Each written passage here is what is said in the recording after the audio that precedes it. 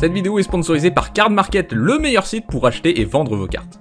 On est de retour avec les spoilers Tarkir Dragonstorm. En termes de réédition, il y a tous les ultimatums d'Ikoria qui sont réimprimés en tant que special guest. C'est des cartes que vous pouvez trouver aléatoirement dans les boosters, il y a une faible chance. Et il y a aussi les Fetchland. Ça, c'est les fetch qui avaient été réédités dans Modern Horizon 2.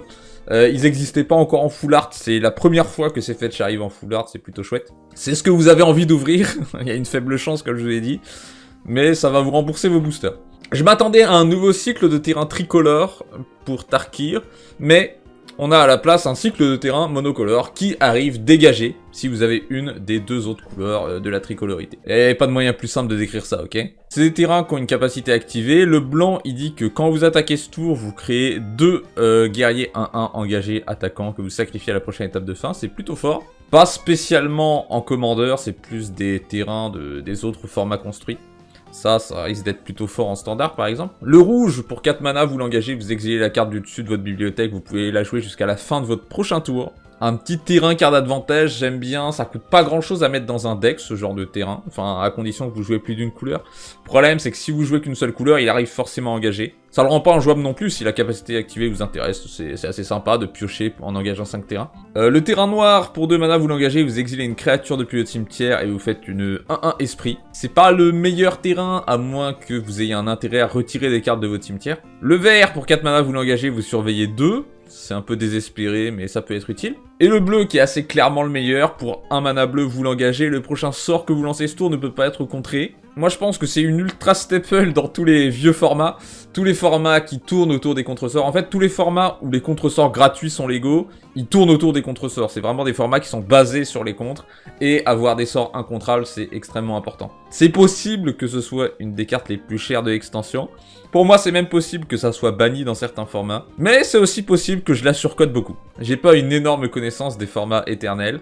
J'ai juste l'impression que ça va être très fort. Mais qu'est-ce que j'en sais? Unité de Battlefront, c'est un rituel pour 4. Vous regardez cette carte du dessus de votre bibliothèque. Vous pouvez mettre 2 permanents non créatures, non terrain, de valeur de mana 3 ou moins parmi eux, sur le champ de bataille. Non créatures, c'est dommage. Tu pourrais mettre des créatures, ok, mais trouver 2 permanents qui coûtent 3 ou moins, qui sont pas des créatures, qui sont pas des terrains... Je veux dire, sur quoi tu bases ton deck? Un deck artefact? Je sais pas, ça m'a vraiment pas l'air utile. Dracogenesis, un enchantement pour 8 mana, rouge, vous pouvez lancer les sorts de dragon sans payer leur coup de mana. Voilà, c'est tout à fait idiot, c'est à peu près ce que voulaient les joueurs de dragon, j'imagine. Qu'est-ce qu'ils aiment lancer des dragons, les joueurs de dragon, vous trouvez pas? 8 mana, ça fait cher, mais les dragons sont chers en général. C'est normal que ça coûte plus cher que l'orage sur le toit. Vous lancez 2 dragons, ça se rembourse, donc faut quand même avoir pioché un peu. Craterhoof Behemoth est réédité avec une illustration assez sympa. C'est pas une nouvelle carte, mais je voulais juste le notifier. On a ce Hugin, Eye of the Storms, qui est très fort. Un Planeswalker pour 7 mana. Quand vous lancez ce sort, vous exilez jusqu'à un permanent qui a une couleur ou plus. Et quand vous lancez un sort incolore, pareil, vous exilez un permanent qui a une couleur ou plus. Donc rien que cette ligne, c'est hyper fort. Alors certes, il coûte 7 mana, mais les decks incolores, c'est ceux qui ont le moins de mal à ramp. On dit souvent que c'est les decks verts qui rampent le plus, pas tellement. Juste ils rampent avec des terrains et c'est mieux, mais les decks incolores c'est eux qui rampent le plus. Ils ont aucun mal à arriver à 7 mana, donc ayez peur. Et pareil, dans un deck artefact, ça peut faire du dégât. Ses capacités, c'est pas très important, c'est surtout ce passif qui est fort. Notamment avec le 0, il peut vous donner 3 mana, donc même si vous le jouez de tour 7, vous pouvez activer sa capacité pour ajouter 3 mana et lancer un sort incolore. Donc ouais, vraiment bon comme Planeswalker. All Out Assaut. Un enchantement pour 5 Mardou. Les créatures que vous contrôlez ont +1/+1 et contact mortel. Quand cet enchantement arrive, si c'est votre phase principale, vous avez une autre phase de combat après. C'est intéressant de combiner ces deux effets. Une phase d'attaque supplémentaire pour 5 mana, c'est raisonnable. En vrai, c'est ce qu'on paye en général, 5 mana. En plus, t'as un boost de tes créatures. C'est très fort. Et le fait que ce soit un permanent, ça a peut-être plus de synergie avec certaines stratégies. Vous pouvez le sacrifier, le renvoyer sur le champ de bataille, ce genre de trucs pour avoir des phases d'attaque supplémentaires. Le seul défaut, c'est que c'est tricolore. C'est le problème de cette extension, c'est qu'il y a beaucoup de rares qui sont tricolores, beaucoup de mythiques qui sont tricolores, et en général, c'est les cartes qui valent pas beaucoup d'argent, donc vous risquez d'avoir une mauvaise value, ou d'avoir une value très aléatoire dans vos boosters, plus exactement. Ce nouveau Planeswalker Elspeth, ça va être de la bonne value si vous l'ouvrez, je pense, puisqu'il coûte 5 mana, et il double les jetons que vous créez. Et en plus, avec son +1, il crée un jeton, avec son -3, il décrit une créature de valeur de mana 3 ou plus, ce qui veut dire que son +1 vous crée 2/1/1. Le défaut, c'est que c'est un Planeswalker, mais en blanc, on n'a pas... Si, on a quand même de plus en plus de doubleurs de jetons. Enfin, ces effets, ça marche toujours, il y a toujours plein de gens qui veulent ce genre de truc. Est-ce que sur un Planeswalker, ça va être aussi populaire que sur le reste? On verra. Frostcliff Siege, un enchantement pour 3 Izet. Quand cet enchantement arrive, vous choisissez soit quand une créature ou plus que vous contrôlez inflige des blessures de combat à un joueur, vous piochez une carte, soit les créatures que vous contrôlez ont +1/+0, piétinement, célérité. Les deux effets sont vraiment très bons, et c'est pas cher pour 3 mana.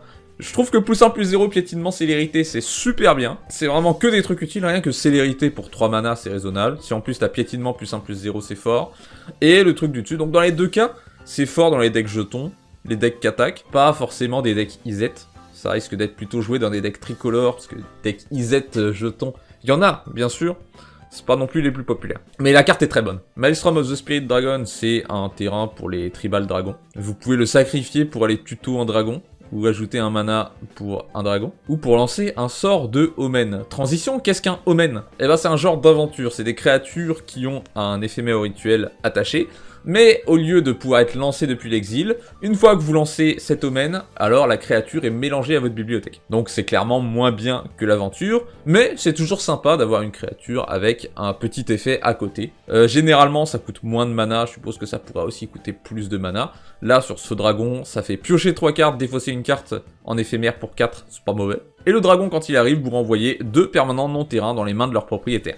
C'est fort. En vrai, son entrée sur le champ de bataille, elle est forte. On n'a pas vraiment de créatures avec un effet aussi puissant pour 6 mana. Quand j'étais petit, je jouais les balayeurs aérogarde qui avaient cet effet et qui coûtent beaucoup plus cher en mana. Donc ça peut être une créature sympa dans un deck Blink. Carcy Revenant, une 3/3 pour 3, vol Death Touch Lifelink. Donc vous pouvez le jouer dans les decks avec les mots-clés. En plus, vous pouvez l'exiler de votre cimetière pour mettre un marqueur vol, un marqueur contact mortel, un marqueur lien de vie sur une créature ciblée. C'est vraiment bien, ça fait vraiment carte de commandeur parce que je pense que les autres formats n'ont pas vraiment le temps d'utiliser ça. Mais avoir ces 3 marqueurs pour 3 mana, c'est bien. Rediscover the Way, une saga pour 3 mana, Jeskai. Les 2 premiers chapitres, vous regardez les 3 cartes du dessus de votre bibliothèque, vous en mettez une dans votre main, le reste en dessous. Le 3e chapitre, à chaque fois que vous lancez un sort non-créature ce tour-ci, une créature ciblée que vous contrôlez gagne double initiative jusqu'à la fin du tour. Je trouve pas ça très bon, à part dans les decks saga, mais ça fait quand même une bonne sélection de cartes, de regarder 2 fois les 3 cartes du dessus et de mettre une carte en main. C'est moyen comme sort, c'est pas mauvais. Pour les decks dragons, on a un cycle d'enchantement qui reviennent en main quand vous lancez un sort de dragon et qui ont un effet d'arrivée en jeu.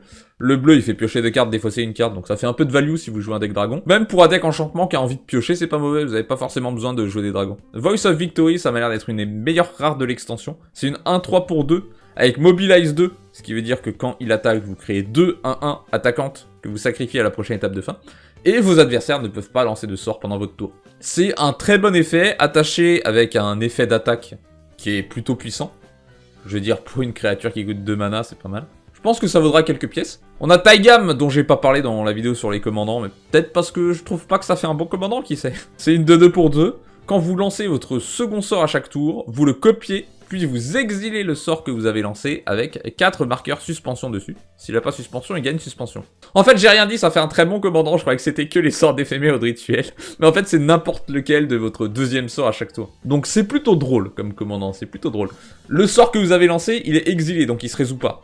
Vous n'avez pas copié un sort à chaque fois et avoir 2 sorts qui se résolvent. Mais le fait que vous le copiez, ça permet des petites synergies, je pense. Donc ça copie n'importe lequel des 2e sorts, vous pouvez faire un deck n'importe quoi avec ça. Après 4 marqueurs suspension ça fait beaucoup, mais avec les cartes de Doctor Who, on peut peut-être réduire le nombre de marqueurs. C'est vraiment bien marrant comme commandant. On a cette nouvelle mécanique qui s'appelle Harmonize, c'est un peu comme Flashback. Vous pouvez lancer ce sort depuis votre cimetière pour son coup de Harmonize. Vous pouvez engager une créature que vous contrôlez pour réduire son coup de X, X étant sa force. Puis vous exilez ce sort. Donc là, le coup de Harmonize, c'est 5 mana. Si vous engagez une créature en le lançant qui a une force de 4 ou plus, alors vous payez que 1 mana vert pour le relancer. C'est vraiment sympa comme mécanique, j'aime beaucoup. À propos de rampe, ici vous avez la version verte de l'enchantement qui revient en main quand un dragon arrive. Quand cet enchantement arrive, vous cherchez 2 terrains de base, vous les mettez sur le champ de bataille engagé. C'est sur un enchantement, donc c'est vraiment fort. Il n'y a même pas besoin de jouer quelques dragons que ce soit.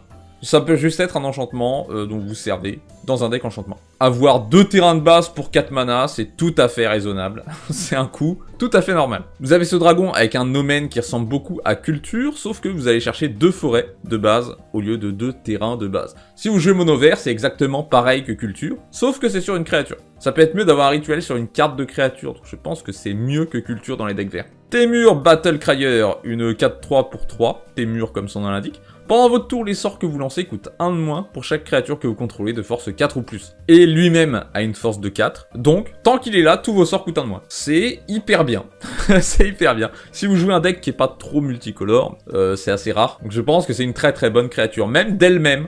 Avoir juste une créature pour 3 qui dit tous vos sorts coûtent 1 de moins, c'est bien. Pendant votre tour, mais la plupart des decks jouent pendant leur tour. The Sipsig Ceremony, c'est un enchantement pour 3 mana noirs. Les sorts de créatures que vous lancez coûtent 2 de moins, et quand une créature que vous contrôlez arrive, si vous l'avez lancée, vous la détruisez, puis vous créez une 2-2 zombie. Bon, on peut faire des trucs avec ça, c'est difficile de pas baser son deck autour, donc devoir avoir cette carte dans son deck. En commandeur, c'est pas évident, dans d'autres formats, ça aurait peut-être un intérêt. Après, si vous avez que des créatures qui ont un effet de mort, bon bah c'est comme un moteur à sacrifice gratos. Je sais pas, c'est difficile à évaluer, difficile de savoir jusqu'où elle peut aller cette carte. Moi ça m'a l'air un peu trop de junk pour le commandeur, mais qui sait. Et puis si vous jouez des créatures indestructibles, bah du coup elles sont pas détruites et vous créez quand même une 2-2. Dragonback Assault, ça c'est un super enchantement pour 6 mana anti-mur. Quand cet enchantement arrive, il fait 3 blessures à toutes les créatures et tous les planeswalkers. Ouais, si vous jouez un deck avec de grosses créatures, pourquoi pas. Mais surtout, Landfall, quand un terrain que vous contrôlez arrive, vous faites un dragon 4-4 avec le vol. C'est une des meilleures capacités de Landfall qui existe. Une 4-4 vol à chaque terrain qui arrive. C'est pas mauvais, mais il faut jouer un deck Landfall dans ses couleurs. Ou pas forcément. Landfall, en fait, ce que j'aime pas avec Landfall, c'est que ça synergie avec tous les decks, puisque tous les decks jouent des terrains. Donc en fait, vous pouvez juste jouer ça dans n'importe quel deck qui contient ses couleurs, et faire une 4-4 à chaque terrain, c'est bien. Eshki Dragonclaw, une 4-4 pour 4 en Témur. Vigilance, piétinement, parade 1. Au début du combat pendant votre tour, si vous avez lancé un sort de créature et un sort non créature, vous piochez une carte, vous lui mettez 2 marqueurs +1/+1. C'est honnête, moi j'aime beaucoup la restriction de jouer une créature, un non-créature. Je trouve que le payoff est pas énorme. C'est pas catastrophique non plus. Ça fait pas un commandant très puissant, mais un petit deck sympathique. Et enfin, dernière carte pour cette vidéo, Pérénation. Un rituel pour 6 mana en absent. Vous renvoyez un permanent depuis votre cimetière sur le champ de bataille avec un marqueur Hexproof et un marqueur indestructible. C'est le sort de réanimation ultime. C'est ok, tu m'as détruit ça, tu le détruiras plus jamais. Hexproof indestructible, c'est très dur à gérer. Ceci dit, c'est quand même tricolore, 6 mana. Je trouve que c'est dur à caser comme sort, c'est dur à justifier. La plupart du temps, quand tu réanimes un truc, t'as pas besoin qu'il est Hexproof indestructible. Donc je suis pas certain de croire en cette carte. C'est pas mauvais, c'est sûr, mais de là à en faire une mythique tricolore, je crois pas que ça valait le coup. C'est tout pour cette vidéo, j'espère qu'elle vous a plu. On se retrouve très bientôt, vous en faites pas, pour d'autres spoilers. Ça continue. J'en ai délayé quelques-uns pour la prochaine vidéo, parce que je voulais pas que ce soit indigeste non plus. Merci aux membres qui soutiennent la chaîne, songez à devenir membre si vous voulez me soutenir. Je peux améliorer un de vos decks ou vous créer un deck si vous devenez membre. Cliquez sur rejoindre pour voir les avantages. Rejoignez le Discord si vous voulez parler de Magic ou jouer à Magic. Moi je vous dis à bientôt.